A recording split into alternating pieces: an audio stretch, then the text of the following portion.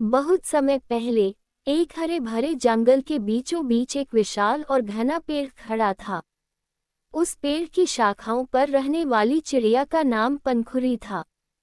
पंखुरी एक छोटी मगर बेहद खूबसूरत चिड़िया थी। उसके पंख इंद्रधनुष की तरह रंग बिरंगे थे और उसकी चहचहाहट इतनी मीठी थी कि पूरा जंगल उसकी आवाज से गूंज उठता। पंखुरी को उड़ने और आसमान में ऊंचाई तक जाने का बहुत शौक था। वह पूरे जंगल में सबसे ऊंचाई पर उड़ने वाली चिड़िया मानी जाती थी, लेकिन उसकी एक ख्वाहिश थी जिसे वह पूरा नहीं कर पाई थी, जंगल के बाहर की दुनिया देखना। पंखुरी का जीवन बहुत ही शांतिपूर्ण और खुशहाल था। उसकी माँ, जिसे वह बेहद प्यार करती थी, ने उसे जीवन की हर सीख दी थी। माँ हमेशा कहती, बेटी, जीवन में अगर कोई सपना है तो उसे जरूर पूरा करना। कोई सपना कभी भी इतना बड़ा नहीं होता कि उसे पाने की कोशिश न की जा सके। पंखुरी अपनी माँ की बातें बहुत ध्यान से सुनती और उन्हीं पर अमल करने का प्रयास करती। परंतु जंगल के बाहर की दुनिया का सपना अब तक उसकी पहुँच से दूर था। हर सुबह सूरज की पहली किरण के साथ पंखुरी उड़ान भरती। वह आसमान की ऊंचाइयों तक जाती और फिर वापस अपने पेड़ पर लौट आती। पंखुरी के दोस्त उसकी इस ताकत और साहस के दीवाने थे, लेकिन उन्होंने कभी उसे जंगल के बाहर जाने की बात नहीं की, क्योंकि बाहर की दुनिया को लेकर कई डरावनी कहानियां प्रचलित थीं। पंखुरी को जंगल के बाहर जाने से मना किया जाता था, लेकिन उसके मन में हमेशा ये ख्वाहिश रही कि वह एक दिन उस दुनिया को देखेगी। एक दिन जब सूरज ढलने को था और जंगल में एक अलग सी शांति छाई हुई थी, पंखुरी अपनी माँ के पास बैठी थी। वह अपनी माँ से अपने मन की बात कहने के लिए बहुत बेचैन थी। आखिरकार पंखुरी ने हिम्मत जुटाकर कहा, माँ, मैं एक दिन जंगल के बाहर की दुनिया देखना चाहती हूँ। मैंने सुना है वहाँ बड़े बड़े पहाड़, नदियाँ और मैदान हैं। क्या मैं वहाँ जा सकती हूँ? माँ ने उसकी बात सुनकर मुस्कुराते हुए कहा, बेटी, जंगल के बाहर की दुनिया बहुत सुंदर है, लेकिन वहाँ कई तरह के खतरे भी हैं।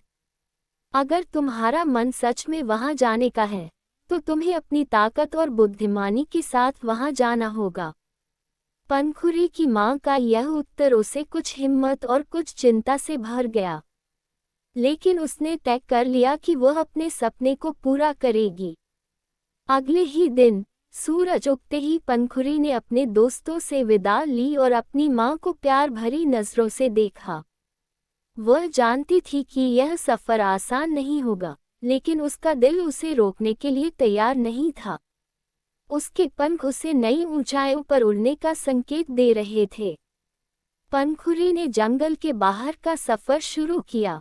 उड़ते उड़ते वह हरे भरे जंगल को पार कर गई और एक विशाल मैदान में पहुंची। वहां की धरती इतनी विशाल थी कि उसकी आंखें दूर तक फैली हरियाली को देखकर मंत्रमुग्ध हो गईं। हवा में ताजगी थी और दूर दूर तक नदियां चमचमाती हुई बह रही थीं। पंखुरी को इस नई दुनिया ने अपनी ओर खींच लिया। उसने महसूस किया कि वह अपनी जिंदगी का सबसे खूबसूरत सपना जी रही है। कुछ दिन बीत गए और पंखुरी नए स्थानों को देखकर बहुत खुश थी। वह हर दिन नए नए पक्षियों और जानवरों से मिलती, उनसे बातें करती और उनकी कहानियां सुनती। एक दिन पंखुरी एक ऐसे पक्षी से मिली जो बहुत दूर के पहाड़ों से आया था। उस पक्षी का नाम तारा था और वह बहुत दूर दूर तक उड़ चुका था। तारा ने पंखुरी को बताया कि पहाड़ों के पार एक जगह है जिसे लोग आकाश नगर कहते हैं। वह जगह इतनी ऊंचाई पर है कि वहां से धरती और आसमान एक जैसा दिखते हैं। ये सुनते ही पंखुरी के मन में उत्साह की लहर दौड़ गई। वह तारा के साथ आकाश नगर जाने का फैसला कर चुकी थी। तारा और पंखुरी ने मिलकर पहाड़ों की ओर उड़ान भरी। रास्ता कठिन था, लेकिन पंखुरी की हिम्मत और तारा का अनुभव उन्हें आगे बढ़ाता रहा। दोनों ने मिलकर तूफानों का सामना किया, ऊंचे नीचे रास्तों पर उड़ान भरी और आखिरकार एक दिन वे आकाशनगर पहुंच गए। ये जगह इतनी खूबसूरत थी कि पंखुरी ने अपनी आंखों पर यकीन नहीं किया। चारों तरफ सफेद बादलों का घेरा था और सूरज की किरणें सोने की तरह चमक रही थीं। इस अद्भुत दृश्य ने पंखुरी के दिल को छू लिया। लेकिन आकाशनगर में पहुंचते ही पंखुरी को एक नई बात का एहसास हुआ। उसने देखा कि वहां के पक्षी बहुत शांत और एकांत प्रिय थे। वे एक दूसरे से बहुत कम बात करते और ज्यादातर समय अपने अपने घोंसलों में रहते। पंखुरी को यहाँ का वातावरण थोड़ा अजीब लगा, लेकिन उसने सोचा कि शायद यहाँ के पक्षियों का यही स्वभाव हो।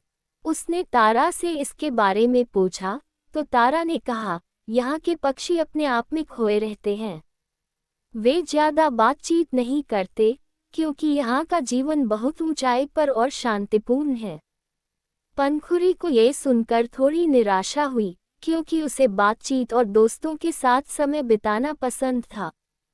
उसने सोचा था कि आकाशनगर में नए दोस्तों के साथ बहुत मजेदार अनुभव होंगे, लेकिन यहाँ के पक्षी एक दूसरे से दूर दूर रहते थे। फिर भी पंखुरी ने फैसला किया कि वह इस जगह का आनंद उठाएगी और कुछ दिन यहाँ बिताएगी। दिन बीतते गए और पंखुरी ने महसूस किया कि वह यहाँ अकेली पड़ने लगी है। उसे अपने जंगल की याद आने लगी, जहाँ उसके दोस्त और उसकी माँ उसका इंतजार कर रहे थे। आकाशनगर की सुंदरता ने उसे आकर्षित तो किया था, लेकिन अब उसे समझ में आने लगा था कि असली खुशी अपनों के साथ होती है, न कि अकेले ऊंचाई पर। उसने फैसला किया कि अब वह वापस अपने जंगल लौट जाएगी। तारा से विदा लेकर पंखुरी ने घर की ओर उड़ान भरी। रास्ते में वह उन सभी खूबसूरत जगहों को फिर से देख रही थी, जो उसने सफर के दौरान देखी थी। उसे अपने अनुभवों पर गर्व था, लेकिन उससे भी ज्यादा उसे अपने जंगल और अपने दोस्तों की याद आ रही थी। कुछ ही समय में वह अपने हरे भरे जंगल में पहुंच गई, जहां उसकी माँ और दोस्त उसका बेसब्री से इंतजार कर रहे थे। पंखुरी ने अपनी माँ को गले लगाते हुए कहा, माँ, मैंने वो दुनिया देखी जिसका सपना मैं हमेशा से देखती थी। वह सचमुच बहुत सुंदर थी, लेकिन मैंने ये भी सीखा कि असली खुशी अपनों के साथ होती है। उसकी माँ ने प्यार से उसके पंखों को सहलाते हुए कहा, बेटी, तुम्हारा अनुभव तुम्हें हमेशा याद रहेगा। जिंदगी में जरूरी है कि हम अपने सपनों को पूरा करें, लेकिन ये भी जरूरी है कि हम अपने रिश्तों और प्यार को न भूलें। उस दिन के बाद पंखुरी ने जंगल के बाहर जाने का सपना तो पूरा कर लिया था, लेकिन उसे ये भी समझ आ गया था कि उसका असली घर और असली खुशी उसी जंगल में है, जहां उसके दोस्त और परिवार हैं। अब वह अपनी उड़ानों में नई ऊंचाइयों तक जाने के बावजूद हमेशा अपने घर लौट आती थी, क्योंकि उसे पता था कि वहां उसका दिल बसता है। समय के साथ पंखुरी अपने जंगल की सबसे समझदार और अनुभवी चिड़िया बन गई। उसकी कहानियां अब पूरे जंगल में मशहूर थीं। जब भी कोई नई चिड़िया उससे मिलने आती, तो वह अपनी यात्रा और आकाशनगर की कहानी सुनाकर उन्हें सिखाती कि जीवन में ऊंचाइयां बहुत महत्वपूर्ण होती हैं, लेकिन उन्हें पाने के बाद लौटना भी उतना ही जरूरी है। क्योंकि जहां हमारे अपने होते हैं, वहीं हमारी असली मंजिल होती है। और इस तरह पंखुरी की कहानी पूरे जंगल में अमर हो गई और वह अपने सपनों को जीने और अपनों से जुड़ने की मिसाल बन गई।